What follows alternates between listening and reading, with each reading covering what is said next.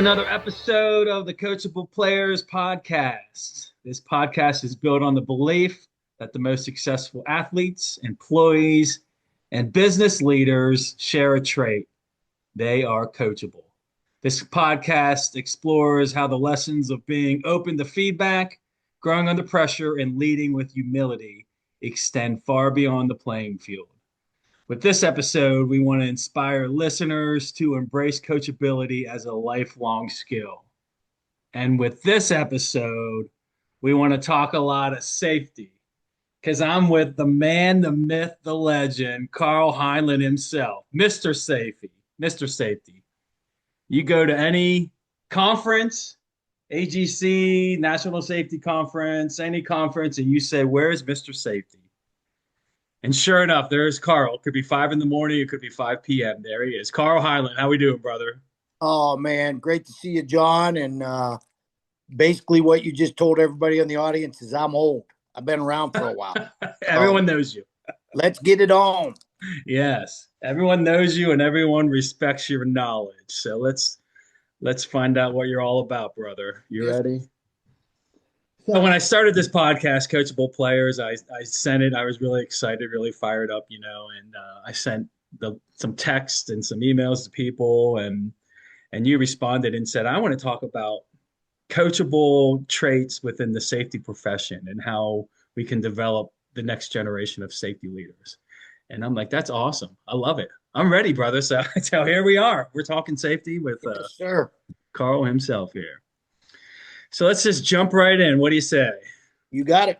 All right. Let's start with what does a coachable safety professional look like to you? John, great question. And again, thanks for having me here. I've listened to some of your previous podcasts, and I'm glad to see a couple of my friends have been on there sharing some of their wisdom. And, I think that, as we go into the Super Bowl, we've got hockey, basketball, college wrestling, high school wrestling. There's a lot of things that people are in and around every day that they're watching coachable moments. How do you transfer those into your profession? And so the direct question about, how do we and what are we looking for in coachable, safety professionals? We hear a lot about AI and technology and all that stuff. I know for the foreseeable future, we're still in the people business. Mm-hmm. So I think one of the most important things is, remember, we're dealing with people. So you've got to have those communication skills, listening, paying attention, being present. I know that a lot of times, certainly COVID kind of really kicked us into a different atmosphere of doing things online. But really, in the world that I live in, construction and, in the past, consulting and working in logistics and transportation, you still have to work with humans. So one of the things that, working with some students and some mentees I deal with is we really take a look at the communication skills. We can work on the technical skills. That's a lifelong learning. Mm-hmm. But when you're taking a look at folks that are really successful in their craft, safety, health, risk management, it's really they have the ability to listen and understand what the needs are. And also when you're listening, and I mean, it's I don't want to get cliche, but when you become a listener and people trust you, they will communicate with you more, and I also work with a lot of folks too, is you have to be an honest broker as well. Mm-hmm. I mean, if you don't know, you don't know. And I watch a lot of folks that get into the profession that, they want to be the answer man or the answer woman. And that's okay to just take a breather. Let's get it right and not wrong. So communication is super important. And you can almost see that if they were a coach of little kids, if they had little brothers and sisters, or if they had a job where they had responsibilities coaching or training other folks. The innate ability to communicate at all levels, may it be CEO or folks in the trades or on the warehouse floor or something like that, is hugely important for the success of folks. And I think sometimes, and it's not generational or anything of that nature, you watch people from my dad's age to my grandfather's age to myself to now my son's rolling into business, is, technology has changed. My first job, I had a pager and I had to go to a payphone and I had a clipboard. Now everything's on a cell phone and you've got some sort of app or something like that. So, things have changed. So definitely the importance is making sure that the individuals that are coming into safety have that ability to communicate. And I think that leads right into that ability to trust and then be able to start to coach up. If you don't have those first things in that communication skill, it's very tough. And we all know on the podcast here, you've had coaches before that you will run through the wall for. Yep. And then you have coaches that you work with that, you just do it because you have to. Yeah. And we want to get past that. You watch athletes that are listening and observing and what the coach is doing.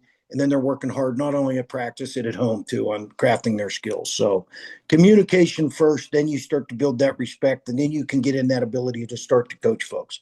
If you do it backwards and you start telling people, I don't know if you've built that trust up yet, and that will break the communication down. Then it just, you're going to do it, but I just don't know how successful you'll be. Got it. No, good stuff. Yeah, communication is so vital. Yeah, absolutely. I'm with you, brother. So I jokingly call you Mr. Safety, but it is kind of accurate. I talked to you, and last week you were headed to Chicago. I've been around you in Vegas, and you're like, oh, I got to fly out. I'm going to Europe. I'm going to Asia. You're all over the world. You're Mr. Worldwide, Yes, sir. Yeah, and that extends to colleges too. You do a lot of outreach to colleges and talk to students. Your West Virginia boys. Slippery Rock, you've been there, IUP, you talk to a lot of college students. When it comes to the younger safety professionals, even college students and the younger ones in your world travels, is there any sort of mindset shift that's needed within the industry, within the young minds that are in school or in the industry? I truly believe that they're going to do better than we've ever done. I think they have more tools. I think that their sensitivity is a little different than the old school. I mean, it used to be, this way or the highway, and you had to do it this way for 10 years before you even make it to this rank. I think times have changed. I don't think we've gotten softer. Some people say that. I just think that their caring of fellow man is different than in the past, good, bad, or indifferent. But, I observe these students and these young professionals and folks that are coming into the industry. And the folks that are the most successful are the folks that are, again, getting involved, they're benchmarking, they're listening, their ability to spend time with teams, I think is critically important as we're talking about coachable moments. I watch a lot of folks in some of my classes and some of the folks that I work with that where they struggle at is they may be very good on their own, but when they get into a team, they start to shudder a little bit, or their communication skills. And I think sometimes with this screen time, that takes a little bit back. But I'm not going to throw the baby out with the bathwater. I think that there's super smart young new professionals that they understand the importance of networking. They just do it a little differently. They have them sit across the table and talk every day. That's just not the reality out there. So using the tools they have, keeping in touch, and I think their ability to learn new things. I watch a lot of very fresh, exciting individuals in this profession. Again, safety is a profession right now. Knock, knock. I mean, there is a lot of opportunities out there. We're watching military folks we're watching folks come in from other industries. We're watching individuals that would traditionally go into a different track in college now that are coming in. When I started 30 plus years ago, almost 35 years ago, it was a lot more compliance, DOT, OSHA, MSHA, DOT, Department of Transportation, OSHA, Occupational Safety and Health Administration, MSHA, Mine Safety Health Administration, a lot of compliance and regulations. I think over the last 30 years, things have changed now where organizations are taking a look at folks as a valuable asset within a company's success.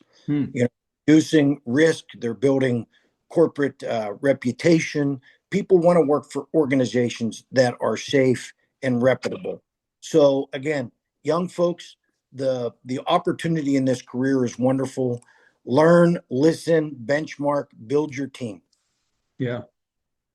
And there's nothing quite like when it comes to young professionals, nothing quite like real life experiences and teachable moments, like you say. But is there a way that you've seen over the last, you keep saying 30 years. So over the past 30 years, is there a way to teach like situational awareness?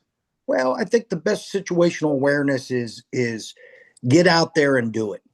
Grab some mentors, grab some people that are going to take you under the wing. In the old apprentice program, you'd have somebody that would take an apprentice under the wing, a foreman, a journeyman or something like that, and kind of walk you through the apprentice. Think about that in the safety, health, environmental world. Find some people that are going to be your advocates. Hmm. Find somebody that's going to be your trusted, individual that's going to push you a little bit. I've been fortunate. I mean, I'm a bit of a wild child, Yeah. and thank you, John, for laughing at that. But the one thing that I've been super fortunate, really fortunate, that I've had nothing but wonderful mentors in my career, and they have kicked me in the tail. They've told me you're going down the wrong path. Do this, not that, and so I give a lot of the credit of my pathway and my journey of people really pointing things out in front of me, stretch goals. I go to work every day and things of that, but I've always had mentors that push me. Hmm. Getting certified safety professional. When I graduated grad school, I was done, man. I was ready to go. I was going to relax. That's when really the learning started. I think if I would tell people that as well, as school is just an avenue to get to where you need to start, then the world starts. And Yep. I think my thirst for knowledge now is more than ever. In fact, I was earlier today, I was taking kind of a review of a certification. Get involved in your industry. And that's, sometimes it comes down to your personalities, but, grab a hold of some people that you trust that are going to kind of work your way through. And John, being in the military, you could probably go Yep. back, Oh point yeah. out two or three people that walked you the right way and some that would have, walked you the wrong way. Same with coaches. And I mean, and that's everybody on the call here can name a teacher, a Yep. coach, somebody in their community that they knew they were going to give you the honest business. They were not going to sugarcoat it and they were going to push it because they knew what you could do. Yeah. I I think agree. next generation, I mean, I just wrote an article not too long ago, and it seems like everybody wants to bash the next generation. I'm excited for them. Yeah. Yeah, I think they're going to knock it out of the park. They're going to do things better, faster than we've ever done. And if we continue to look at it, and I think each generation looks down their nose at the next generation going, oh, these guys are going to screw it up. Well, you know what? I think we're doing okay. Certainly Yeah. things we can improve on, but these are bright-eyed, excited, great minds that are going to do wonderful things. Agree. Agree. And just like you, I had some awesome mentors too, from coaches growing up, military leaders, even when I met you at Master Builders, there was, some GCs that took me under their wing and kind of like what you said, just do it. Just get out there and do it. Make your Oh, mistakes. I want to say this too for our folks on the podcast here as well is you probably have an opportunity. I mean, I've always felt that one of the leadership traits that some of our folks miss the opportunity, go out and coach a sport. Oh yeah, I love Go it. out and watch kids run around like crazy people and lose your mind and You have to learn deal so much about yourself doing it. with parents and learn the lunatics are and Yes. parents. But I think that it's almost like having people work in a restaurant to understand to deal with, people and expectations. I always tell the athletes that I know, and I've dealt with world-class athletes in a number of different sports, to go back and coach and watch the passion and the excitement. They ain't doing it for the money. Yeah. Yeah. You know, there's nothing better to watch somebody that you've coached continue. And we had this conversation earlier about Coach Johnson. Yep. Super Yep. excited. I remember when years ago when they were around this neck of the woods. So please pass my congratulations on to that and I will. fun to watch, I will. Yeah, it's awesome. I coached, as you know, youth football, and Coach Johnson's son. I coached him, and they're a big wrestling family, just like you are, and it's fun. The kids are now graduated high school. Some of them are juniors, seniors, and they're like, Coach O'Brien, come watch me wrestle. And I'm like, I'm not a Well, wrestling guy, but I'll watch. I'll watch. Just I will explain to me afterwards what it's all about. I will tell you this. Yeah. This is, you could take this to the bank. Yep. I have traveled around the world, and sports is one thing that can get rid of the politics and everything like that. If you're watching a tennis match, you're watching a tennis match. You're watching a wrestling match Yep. in Turkey, people are watching a wrestling match. If you're Yep. watching a cricket match in India, they're watching cricket. They may Yep. not like each other's teams, but people are focused on it. Sports is it's a equalizer across the board. It is. And if people would pay a little bit more attention to the athletes and things that go on, we've got the Olympics coming up. I love it. There's going to be so many wonderful things that come out of the sports is one of the piece, but the relationships and the ability to build. Why have they built Olympics? To build peace and things of that nature. So I love the Olympics. My whole family, we watch start to finish. We watch all the well, Olympics. I apologize, I wasn't prepared properly, because if not, I can go get my USA hat and put it on here. It's coming up Friday. Yeah. Well, my favorite gift, Melody said, I never know what to get you for Christmas. What do you want? And I said, get me a USA hockey jersey. There it So is. you got me a red, white, and blue hockey jersey. I love it. I want to sponsor a corporate, but Dick's Sporting Good, by the way, when you walk inside of any Dick's Sporting Good in the United States right now, I would be very, very comfortable in saying that when you walk in the door, there is a USA hockey shirt, hat, tassel cap, all that stuff. So they're ready for the Olympics. I love it, man. I love it. I'm excited. But let's jump back a little bit here. We talked about young professionals and just getting out there, just do it, like you said, just get out there. You're going to make mistakes. You made mistakes when you're young. I made mistakes. Or as a safety professional, are there any mistakes that the professional needs to worry about? Like you as a mentor, like the young professional needs to worry about? John, I love that question. And I would absolutely say, before you give an answer, Mm-hmm. instead of rushing to give an answer, do your research. Say, I'll get back to you and stuff. I watch a lot of people lose the trust Mm-hmm. within their teams when they're worried about getting the answer quickly and not correctly. Yeah. So speed kills. Take your time, get the information. One of the things that I did early on in my career, man, I wanted to answer it right then, right now, and felt about it. Was I always correct? Sometimes probably not. So when you lose the respect of your leaders, you'll find that out because they just won't ask you questions anymore, or your people, managers, field workers, executives, things of that nature. So as you build your reputation up as a detailed, go get it, whatever your reputation you want to build, the one thing you don't want to have is a scenario where you don't know what you're talking about. Mm-hmm. You're winging it, or you're rushed to judgment. So, Yep. Again, study. And this is why it goes back again. And I love this coachable concept is, even though there's individuals on teams, I was an individual on a wrestling team, you're still part of a team. That's why you build your network of folks through associations, through membership organizations, through societies, through the Rotary, through the local church or something. Find some trusted advisors, bounce some things off from time to time. Yeah. It is critical for you to build your network. I will tell you that probably some of the folks that I watch struggle as well is, I will go back to this lone individual that they want to do it on themselves. I'm not a real smart person, but boy, I know a lot of smart people. Yeah. So I pick up the phone, give somebody a call, reach out to John, find out what's happening in Harrisburg. And that's critical. And I think sometimes we just don't want to overlook that opportunity to build your team. And you may be really smart and all that stuff, but build that team, communicate with those folks. Again, back to that communication thing, go back to the team thing. So Yeah. No, I agree. Yeah, and I'm not the smartest guy in the room either. I know to rely on my friends like you. If there's safety issues, call you or Bob or whoever. So sure. I love it when just last week we had a board meeting and I forget the topic. It was some legislative topic or whatever, and I threw out this answer, and they're like, "That sounds like an AI answer," and I'm like, "It does, but it isn't." It's a friend of mine that told me this. I know I'm not smart enough to know this. So I called the guy who is. Yeah. Yeah. You got to have that network. You got to have it. So you got this young professional that you're mentoring and you're working with. What advice would you give him when it comes to balancing enforcing rules and still earning the trust on the job site? Well, I another great question, John. Yeah, Hey, it sounds like we prepared for this. we might have.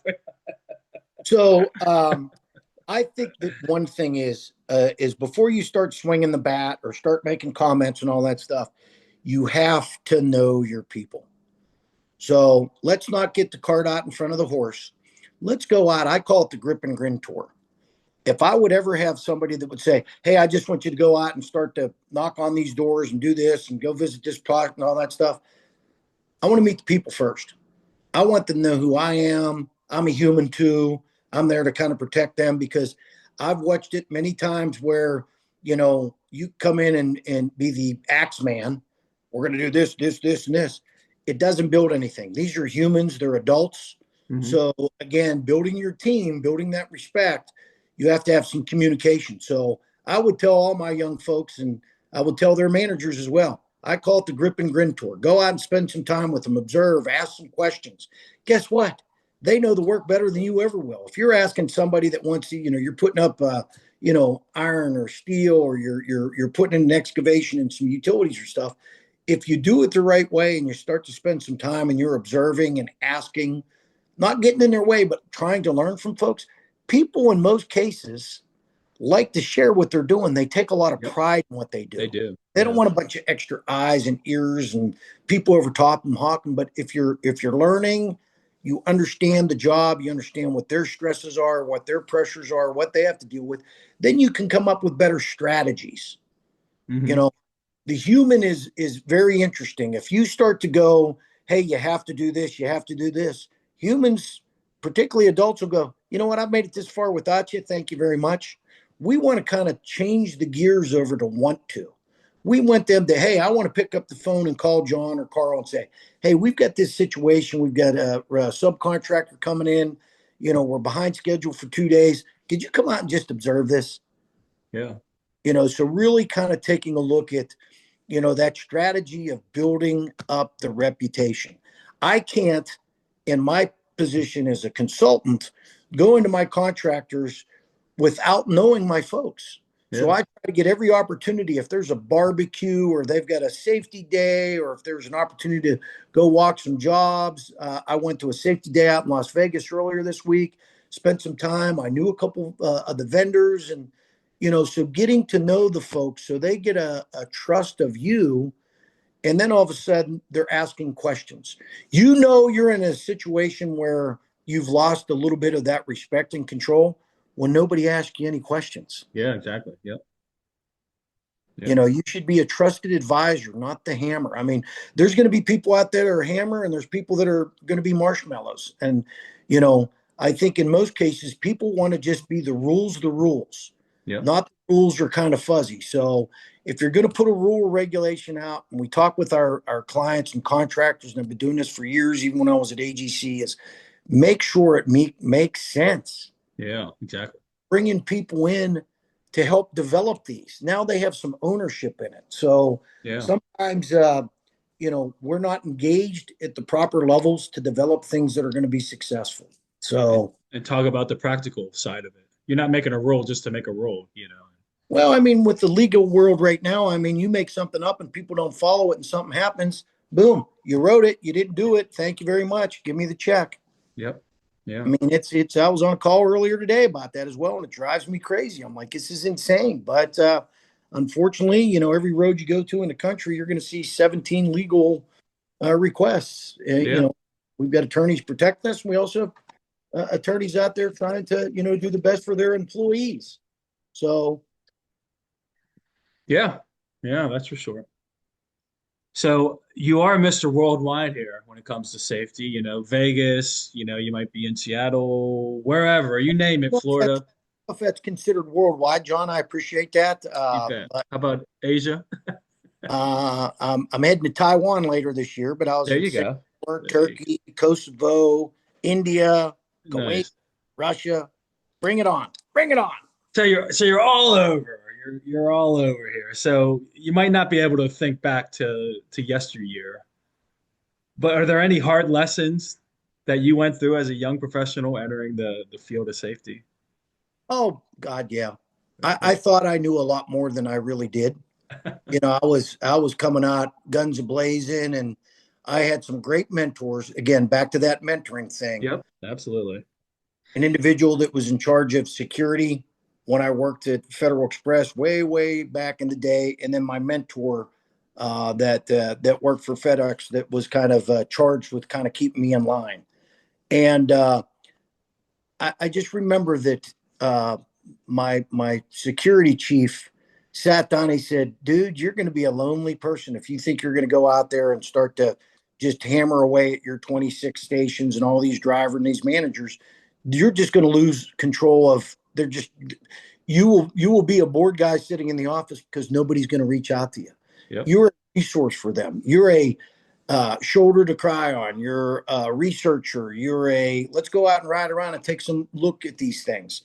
And that valuable experience. And I have a slide, and I wish I shared it with you, but I have a clipboard. I've got my pager, and I've got this picture of a payphone. And the thing that tickled me to death. Now I took over for a guy that had a really good reputation in this district I was at. It was very large. It was pretty much almost everything west of Dallas and Houston, all the way out to Albuquerque. We had routes going there. I had airport stations that I had to deal with up until when the touched the plane and the packages in the plane. That was a whole different scenario. But I learned to listen, Yeah. observe instead of going guns ablaze. I was a little hot shot. I thought I was going to be, the world's best at this and that. And I remember the first presentation I did. I look back at it now. I'm like, man, this was horrible. Yeah. Who wrote this? What the? Did I get a Yeah. math degree? Did I even go to school? This is like, my God, I'd give it an Yeah. F.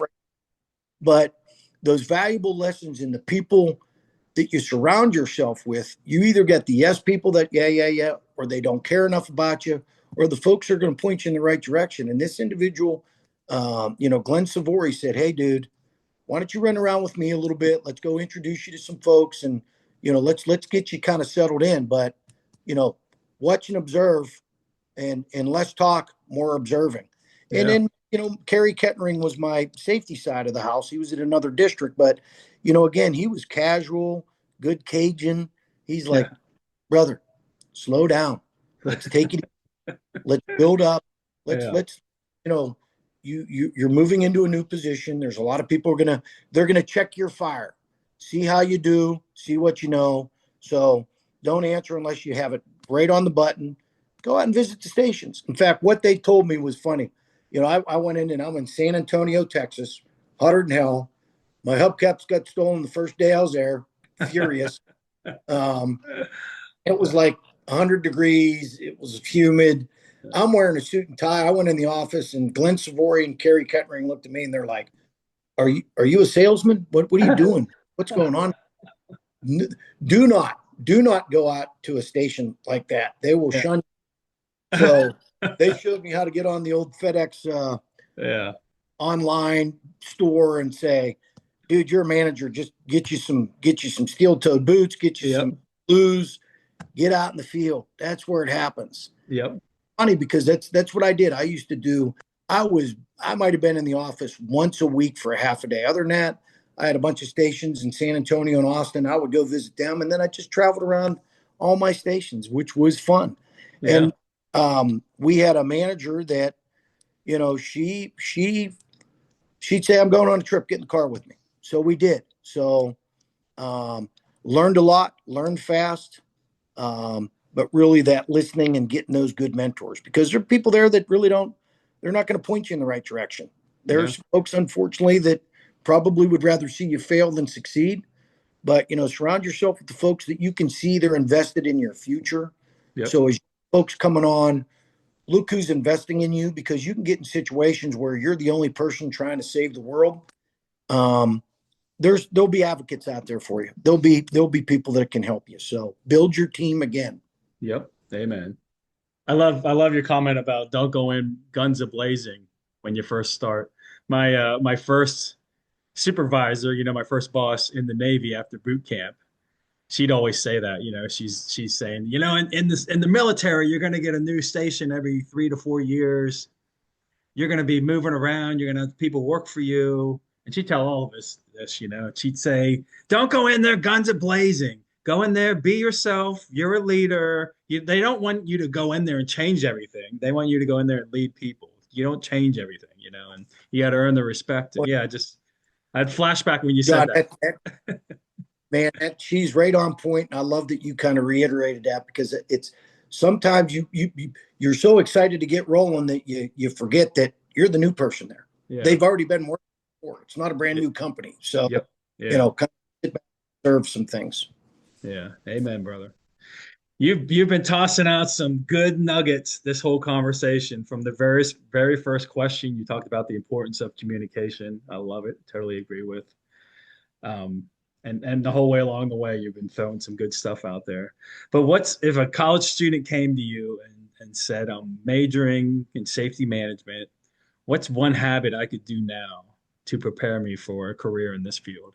Well, the first thing I tell them is you picked a fantastic career choice. Yes. Not a profession.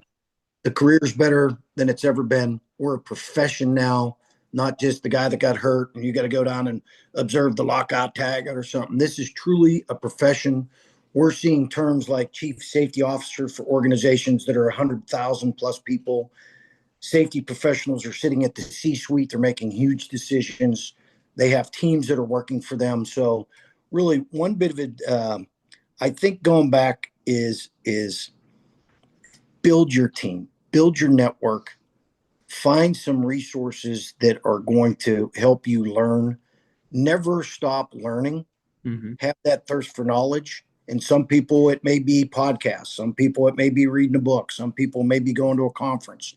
Also, I think it's important too, and this one's always gets strange for me, is I always want students to consider who they're working for, because there's great employers that'll invest in you, and there's other folks that just maybe aren't as good. They're going to work you off. They're going to pay you, but you're not going to get a lot of support. You're not going to grow in your career and things of that. So that is a huge issue for me. Yep. I've watched really good students go to bad employers and watch them change their whole thought process about the career and the profession.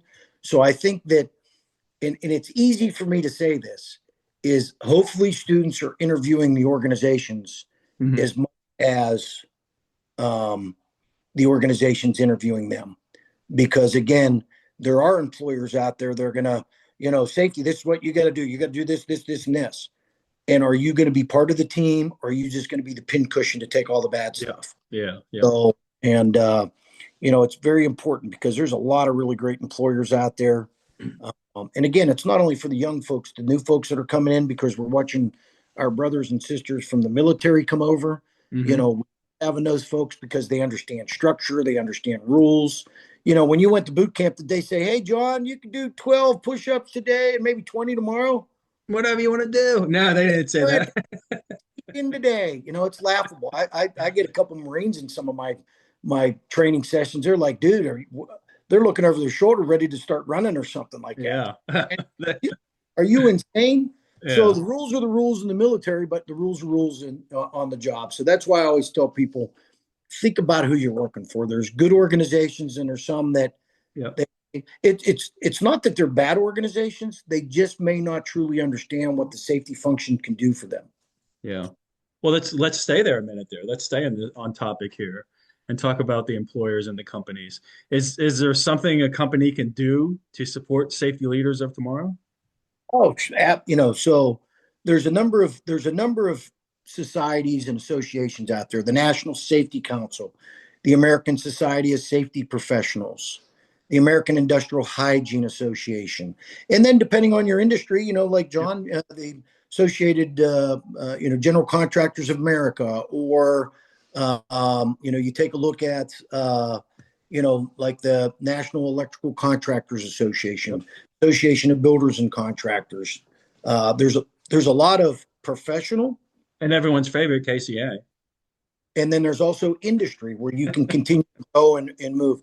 but almost all of them have some sort of risk management or safety committee or something. So I think those are things that help certainly support the profession. I think that there's scholarships available out there through these Yep. organizations. I think there's mentoring available for those associations. And typically, and you can help me on this, John, you've been an association executive for many, many years, is most folks that are participating in those organizations are trying to be the best they can be. Yep. And they're benchmarking and they're learning and they're understanding. Why would I have a safety professional work for me? What do they do? What's the benefit? What's the return on investment? How do I even deal with this? Who do they report to? I just had a call earlier yesterday, Monday, from an organization that's ready to hire their first safety professional. And it was just wonderful to hear their C-suite saying, we are now at the point where we need to move up to have a full-time individual. Could you help us kind of craft what we'd be looking for? And their business model I'm a little bit used to. And so, but I think that organizations are getting it either willingly or kind of almost force-fed to them because of insurance requirements. So organizations and the cost of insurance and legalities that are out there these days, organizations, if I'm an insurer and I'm underwriting somebody, what's your safety program? Who do you have there? What's their experience? Do they have credentials? They involved, particularly on the more sophisticated side. So there's a couple things that are pulling on it, but for young professional associations and from your professional side and your industry side, I also think that continual ability to get involved in learning. Yep. OSHA courses, Board of Certified Safety Professional courses, volunteering at the blood bank just to kind of watch what's going on, volunteer for a emergency disaster to kind of watch how the police and the fire work. I mean, because every safety professional somewhere is going to have to deal with emergencies. So, we've been dealing with it with the cold weather and the winter, so, you start to get into like, oh, I didn't even think about that as a safety professional. When you say the word safety professional, it goes across the board. Is it an engineer that's developing seatbelts for an auto manufacturing? Is it a manufacturer that's developing helmets? There's multi levels of safety and health out there. When I first started the career, it was funny. One of my family members said, "Is that seatbelts and hard hats?" And I go, "Sure is, Uncle Jimmy. Absolutely, yeah."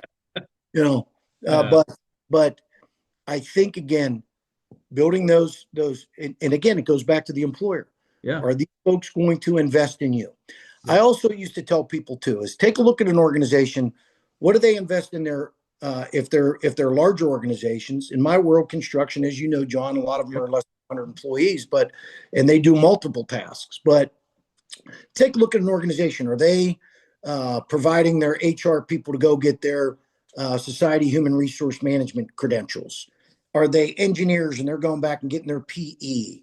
Are they managers and going back for management classes? Why would they not do the same for safety? Yeah. If they don't, that's something that I would certainly kind of put as a red flag. And it's okay to ask those questions. Sometimes people don't ask and then they get caught in it and they're paying out of their pocket to go to a conference or getting some training that is only going to benefit the organization. Absolutely. Yeah. Yep. So trust but verify, reach out to folks. I tell anybody that I work with, pick up the phone and call me. I may not know, but let me do some research for you. I might know some folks. Here's some training opportunities. Here's some classes, hustle a little bit. Got to be a little bit of hustler. Awesome. I agree, brother. I'm with you, man. Man, we covered a lot of ground here today, but I got one more question. Bring it on, brother. Bring it on, Coach. We covered so much here. What's one thing you hope a listener walks away with today from your words of wisdom here, from all your nuggets? What's that? Call me. Call you. My phone. Call me. I'd be glad. It tickles me to death if I can help young or new professionals kind of not stub their toe and learn from some of the things that I've learned. My passion for this profession is greater than it's ever been. I've had opportunities to go and leave and sell medical supplies and pharmaceuticals and other different opportunities along the way. But, I just love what I do. Yeah. I may never know if I've saved a life. I'm not going to see somebody that's hanging from fall protection or something like that. But, our job, and I feel comfortable with saying this every day. I've seen the bad side of it and watch what happens when somebody gets killed or, significant injury or fatality, that life altering incidents that change people's lives. And it's not just one person, it's multiple people. And if we can help people go to a softball game, and even if it's somebody you don't like, and they get to go fishing with their grandkid or go play with their dog or go hunting next week, those are things that, we're not looking for accolades or attaboys.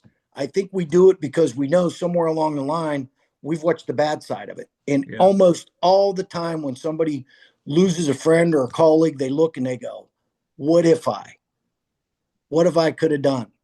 I knew better and didn't do better. And boy, that's a shitty feeling to go through that process and looking over your shoulder and going, man, if I'd have just said something, we allowed that to go on too long. We knew better. And safety is one of these things, man. It's you pay now or you pay later. The rules are not put together because we just want to put more stuff on top of the employees. That's not the case. Nope. Been hurt or killed in the past by these. So, call me. You've got my phone number, 412-818-1161.